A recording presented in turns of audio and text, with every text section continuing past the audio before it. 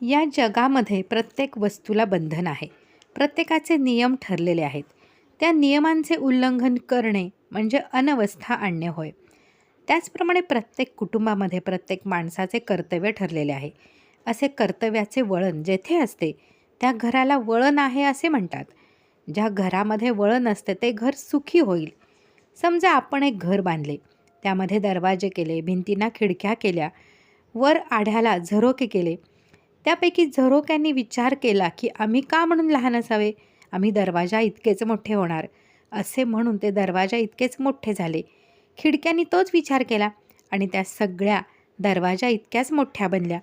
असे झाल्यावर त्या घराचे शेवटी काय होईल हे जसे योग्य नव्हे, तसे ज्या घरामध्ये प्रत्येकजण आपलेच मत खरे म्हणतो आणि जेथे वडील माणसांविषयी आदर नसतो त्या घराचा विचका व्हायला वेळ लागत नाही. श्री गोंदवलेकर महाराज.